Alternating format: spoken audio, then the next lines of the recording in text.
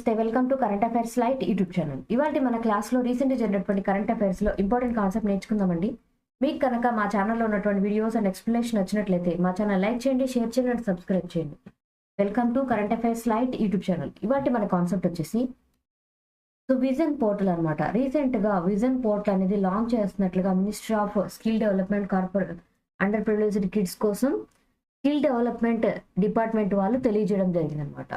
So ఈ యొక్క portal ఎందుకోసం అంటే ఈ యొక్క విజన్ పోర్టల్ ఎందుకోసం వాళ్ళు ఏర్పాటు చేయడం జరిగిందంటే, ఎవరైతే పిల్లలు ఉన్నారో చదువుకునే పిల్లలు వాళ్ళ యొక్క స్కిల్స్ని అభివృద్ధి చేసుకోవాలనుకుంటున్నారో వాళ్ళ కోసం ఈ విజన్ పోర్టల్ అనేది లాంచ్ చేయడం జరిగింది with ministry of skill development నుంచి. అండ్ ఈ యొక్క స్కిల్ డెవలప్మెంట్ డిపార్ట్మెంట్ యొక్క మినిస్టర్గా ప్రెసిడెంట్ ఎవరున్నారంటే జితేంద్ర సింగ్ గారు అనమాట. ఆయనే ఈ యొక్క పోర్టల్ అనేది లాంచ్ చేయడం జరిగింది. సో విజన్ పోర్టల్ అంటే Viksit Bharat initiative for students innovation and out reach network. So బయట ఉన్న విషయాలను కూడా వాళ్ళు నేర్చుకునే విధంగా వాళ్ళని ప్రోత్సహించడమే ఈ విజన్ పోర్టల్ యొక్క ముఖ్య ఉద్దేశం అనమాట. ఇందులో ఏంటంటే వాళ్ళు పుస్తకాల్లో చదువుకునేటువంటి విద్యతో పాటు వాళ్ళ యొక్క స్కిల్స్ని నాలెడ్జ్ని బెటర్గా ప్రాక్టికల్ వేలో మార్చడం కోసమే, ఇన్నోవేటివ్ వేగా వాళ్ళ యొక్క ఆలోచనలని మార్చడం కోసమే కావాల్సినటువంటి అన్ని ఐడియాస్ నాలెడ్జ్ అనేవి ఈ యొక్క పోర్టల్లో ఇవ్వబడతాయి. సో దీంట్లో ఏంటంటే ఎవరికైతే రూరల్ ఏరియాస్లో ఉంటారో, సరైన సదుపాయాలు ఉండవో, అట్లాంటి ప్లేసెస్లో ఉండేటువంటి పిల్లలకి చదువుకునే వాళ్ళకి ఇది ఒక పోర్టల్ అనేది ఉపయోగపడబోతుంది. ఎందుకంటే వాళ్ళ యొక్క ఎదుగుదల కోసం. అంటే వాళ్ళకి ఏ విధంగా ఉంటుందంటే వాళ్ళకి సరైనటువంటి సదుపాయాలు లేక, సరైనటువంటి స్కిల్స్ లేక వాళ్ళకి ప్రాక్టికల్ నాలెడ్జ్ అనేది ఉండదు, లేదా వాళ్ళు ఏదైనా టెక్నికల్ స్కిల్స్ నేర్చుకోవాలంటే వాళ్ళకి అవైలబిలిటీ ఉండదన్నమాట. అటువంటి వాళ్ళకి ఈ పోర్టల్ అనేది ఉపయోగపడబోతుంది. సో దీని ద్వారా ఏంటంటే రూరల్ ప్రాంతాల్లో ఉన్నటువంటి పిల్లలకి కూడా అన్ని రకాలైనటువంటి నాలెడ్జ్ని స్కిల్స్ని నేర్చుకోవడానికి ఒక అవకాశం అనేది కలుగుతుంది. వాళ్ళు కూడా స్టార్టప్ స్కిల్స్ అనేవి నేర్చుకోగలుగుతారు. ఓన్లీ అర్బన్ ఏరియాస్లో ఉండేటువంటి పిల్లలు మాత్రమే టెక్నికల్ నాలెడ్జ్ని బెటర్గా పొందగలుగుతారు అనేటువంటి విషయాన్ని తీసేసి అన్ని చోట్ల కూడా ఆ నాలెడ్జ్ని అందుబాటులో ఉంచే విధంగా పల్లె ప్రజల్లో కూడా అక్కడ చదువుకునేటువంటి పిల్లలకు కూడా అన్ని నాలెడ్జ్ నేర్పించడం కోసమే ఈ విజన్ అనేటువంటి పోర్టల్ అనేది ఏర్పాటు చేయడం జరిగింది. సో దీని ద్వారా ఏంటంటే రూరల్ ఏరియాస్లో పిల్లలకి చాలా ఉపయోగకరంగా ఉండబోతుంది అనమాట. ఎందుకంటే మన దేశంలో స్టార్టప్స్ అనేవి చాలా బాగా బెటర్గా మారాయి. ఇంతకు ముందు కాలంలో అయితే ఓన్లీ స్టార్టప్స్ అన్నప్పుడు బెస్ట్గా యూనికార్న్ స్టార్టప్స్ కానీ ఎక్కువగా కొత్త రకమైనటువంటి వచ్చేది. యుఎస్ అనేది ఎప్పటికీ ఫస్ట్ పొజిషన్లో ఉంది, దాని తర్వాత చైనా ఉందన్నమాట, దాని తర్వాత నెక్స్ట్ మన ఇండియా అనే గ్లోబల్ వైడ్గా థర్డ్ పొజిషన్లో ఉంది. అంటే స్టార్టప్స్ని ఏర్పాటు చేసినటువంటి దేశాల జాబితాలో యుఎస్ అండ్ చైనా తర్వాత ఇండియా అనేది థర్డ్ పొజిషన్లో ఉందన్నమాట. సో మన ఫ్యూచర్లో ఇంకా స్టార్టప్స్ రావాలి అంటే ఇన్నోవేటివ్గా ఆలోచించే వాళ్ళు, నూతనమైనటువంటి ఆలోచనలతో ఉండేటువంటి పిల్లల్ని చిన్నప్పటి నుంచి ఆ దశలో పెంచడం అనేది ముఖ్యం అన్నమాట. అందుకోసమే ఈ విజన్ అనేటువంటి పోర్టల్ లాంచ్ చేస్తున్నట్లుగా జితేంద్ర సింగ్ గారు తెలిపారు. సో మన కాన్స్టిట్యూషన్ అనేది ఏర్పాటు చేసి 70 సంవత్సరాలు అవుతున్నటువంటి పురస్కరించుకొని ఒక మ్యూజియం అనేది ఏర్పాటు చేసినట్లుగా తెలియజేశారు అనమాట. దాన్నే మన దేశంలోనే మొట్టమొదటిగా ఫస్ట్ కాన్స్టిట్యూషన్ మ్యూజియం అనేది ఏర్పాటు చేస్తున్నారు. ఎక్కడంటే హర్యానా రాష్ట్రంలో సోనిపట్ ప్రాంతంలో కాన్స్టిట్యూషన్ మ్యూజియం అనేది ఏర్పాటు చేస్తున్నారు. ఇందులో ఈ మ్యూజియంలో ఏముంటాయంటే మనం రాజ్యాంగం రచించేటువంటి విషయంలో ఎటువంటి సన్నివేశాలు ఉన్నాయో వాటన్నిటిని అక్కడ ఒక మ్యూజియంలో పొందుపరుస్తారనమాట. సో మనకి 1949 నవంబర్ 26 నుంచి మనకి కాన్స్టిట్యూషన్ అనేది ఏర్పాటు చేసినట్లుగా తెలియజేశారు. సో అప్పటి నుంచి ఇప్పటికి 75 సంవత్సరాలు అనేవి కంప్లీట్ అయింది కాబట్టి ఆ యొక్క డేని పురస్కరించుకొని ఈ యొక్క కాన్స్టిట్యూషన్ మ్యూజియం అనేది ఏర్పాటు చేయబోతున్నారు. అండ్ ఇక్కడ మన దేశంలో మొట్టమొదటిగా ఎక్కడ రాజ్యాంగం కోసం ఆ యొక్క విశేషాలను తెలిపే విధంగా ఒక మ్యూజియం, కాన్స్టిట్యూషన్ మ్యూజియం అనేది ఏర్పాటు చేస్తున్నారు అని అంటే సోనిపట్ అనమాట. ఇది హర్యానా రాష్ట్రంలో ఉన్నటువంటి ఒక ప్రాంతం. దీన్ని ఏర్పాటు చేసింది అంటే స్టార్ట్ చేసింది ఎవరంటే ఇనాగరేట్ చేసింది లోక్సభ స్పీకర్గా ఉన్నటువంటి ఓం బిర్లా గారు అండ్ ఆయనతో పాటు కొంతమంది అఫీషియల్ వ్యక్తులు కలిసి ఈ యొక్క మ్యూజియం అనేది ప్రారంభించడం జరిగింది. అండ్ ఈ యొక్క మ్యూజియం ఏదైతే ఉందో దాన్ని ఎస్టాబ్లిష్ చేసింది ఎక్కడ అంటే ఏర్పాటు చేయడంలో సహకరించినటువంటి వ్యక్తులు అనమాట. ఓపీ జిందాల్ గ్లోబల్ యూనివర్సిటీ వాళ్ళు ఈ యొక్క కాన్స్టిట్యూషన్ మ్యూజియం యొక్క నిర్మాణం కోసం వాళ్ళ యొక్క టైం అనేది కేటాయించి వాళ్ళు కూడా దీనికోసం పాటుపడడం జరిగింది. అంటే ఇంట్లో ఎటువంటి విషయాల్ని వాళ్ళు పెట్టాలి అనేది కూడా వాళ్ళు డిసైడ్ చేయగలిగారనమాట. వాళ్ళు అందులో హెల్ప్ చేయడం జరిగింది.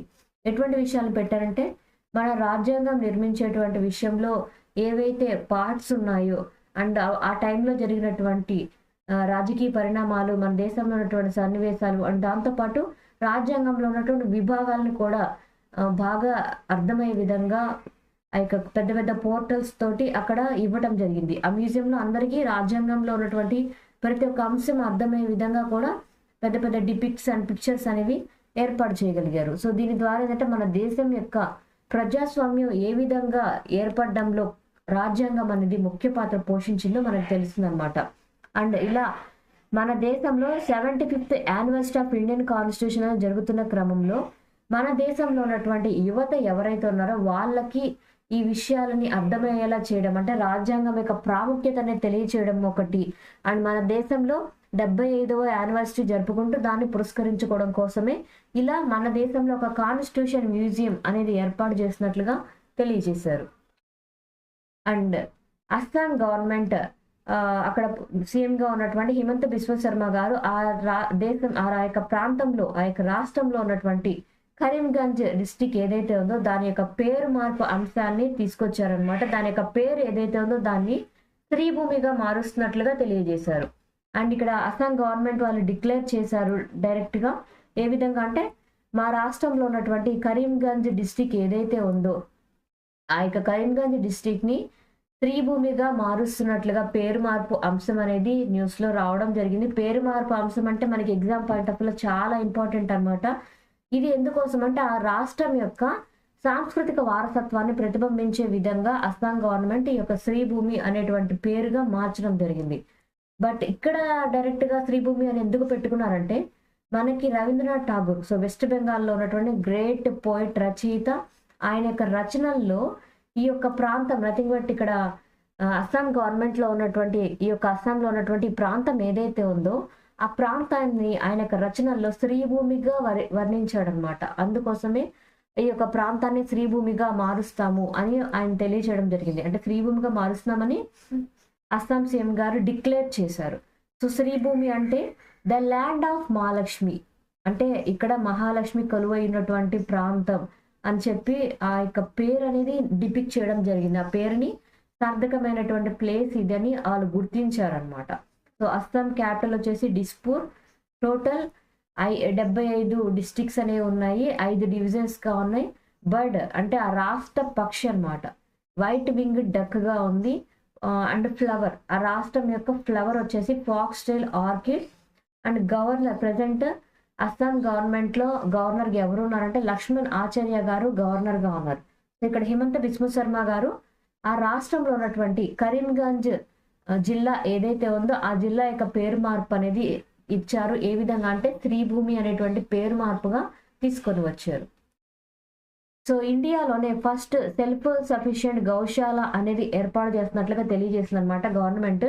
ఎక్కడ అంటే గ్వాలియర్ ప్రాంతంలో. సో ఇక్కడ గౌశాల అంటే మనకు అర్థమవుతుంది, గోవులని సంరక్షించే విధంగా ఇక్కడ ఏర్పాటు చేశారు. గోవుల సంరక్షణతో పాటు వాటి యొక్క ఏవైతే వేస్ట్ వస్తుందో, వాటి యొక్క పేడ ఏదైతే వస్తుందో ఆ పేడ ద్వారా అక్కడ మాన్యూర్, నథింగ్ బట్ అక్కడ పేడని ఎరువుగా మార్చడం. అండ్ ఈ యొక్క పేడ ద్వారా అక్కడ సిఎన్జి ప్లాంట్స్ అనేది, సిబిజి ప్లాంట్స్ అనేది ఏర్పాటు చేసి దాని నుంచి బయోగ్యాస్ ఉత్పత్తి చేయడం అనేది ఇక్కడ ముఖ్య ఉద్దేశం అనమాట. అంటే వేస్ట్ మెటీరియల్ ని ఉపయోగపడే విధంగా గోబర్ గ్యాస్ గా మార్చడము. అండ్ అక్కడ ఉన్నటువంటి పేడ ఏదైతే ఉందో దాన్ని ఎరువుగా మార్చడం అనేటువంటి అంశంతో ఇక్కడ న్యూస్ లోకి రావడం జరిగింది. సో గ్వాలియర్ ప్రాంతంలో bio CNG plant with Gaushala అనేది ఏర్పాటు చేస్తున్నట్లుగా తెలియజేశారనమాట. అండ్ ఇక్కడ సిబిజి ప్లాంట్ ఎక్కడైతే గోశాల ఏర్పాటు చేస్తున్నారో అది ఆదర్శ గౌశాలగా ఏర్పాటు చేస్తున్నారనమాట. అది ఎక్కడ ప్రాంతం అంటే గ్వాలియర్లో ఉన్నటువంటి లట్లీ పారా ప్రాంతంలో ఈ యొక్క గౌశాల అనేది ఏర్పాటు చేస్తున్నట్లుగా తెలియజేశారు. అండ్ ఇది ఎవరు ఆధ్వర్యంలో జరుగుతుంది. సో ఇక్కడ గౌశాల ఏర్పాటు చేస్తుంది గ్వాలియర్లో కాబట్టి గ్వాలియర్ మున్సిపల్ కార్పొరేషన్ వాళ్ళు దీన్ని ఏర్పాటు చేస్తున్నారు. ఇందులో ఏంటంటే నియర్లీ 10,000 వరకు కూడా గోవులని ఇక్కడ ఉంచి ప్రతిరోజు వాటి సంరక్షణ బాధ్యతలు కూడా అక్కడ చూసుకుంటారనమాట. అండ్ ఇక్కడ సిబిజీ ప్లాంట్ ఏర్పాటు చేస్తున్నారు కదా, ఈ సిబిజీ ప్లాంట్లో ఏంటంటే ప్రతిరోజు ఆవు యొక్క వ్యర్థాలు ఏవైతే వస్తూ ఉంటాయో వాటిని బయో సిఎన్జి ప్లాంట్లోకి తీసుకొని వెళ్ళి అక్కడ గ్యాస్గా మార్చడంతో పాటు ప్రకృతిలో ఆర్గానిక్గా వచ్చేటువంటి ఎరువుగా, ప్రకృతి వ్యవసాయానికి ఉపయోగపడేటువంటి ఆర్గానిక్ మాన్యూర్గా, ఎరువుగా ఈ యొక్క గోవు యొక్క పేడని మార్చబోతున్నారు. అండ్ దాంతోపాటు ఈ యొక్క ప్రోగ్రామ్ నథింగ్ బట్ ఇక్కడ ఒక సిబిజీ ప్లాంట్ ఏర్పాటు చేయడం, గోశాల నిర్వహణ అండ్ ఇవన్నీ చేయడంలో హెల్ప్ చేసినటువంటి కార్పొరేషన్ ఎవరంటే ఇండియన్ ఆయిల్ కార్పొరేషన్ వాళ్ళు ఈ ప్రాజెక్టు కోసం వర్క్ చేశారనమాట. ఇందులో ఏంటంటే ప్రతిరోజు 2 నుండి 3 టన్నుల వరకు కూడా బయో సిఎన్జి అనేది ఉత్పత్తి అయ్యే విధంగా ఈ ప్రాజెక్ట్ అనేది ఏర్పాటు చేయడం జరిగింది.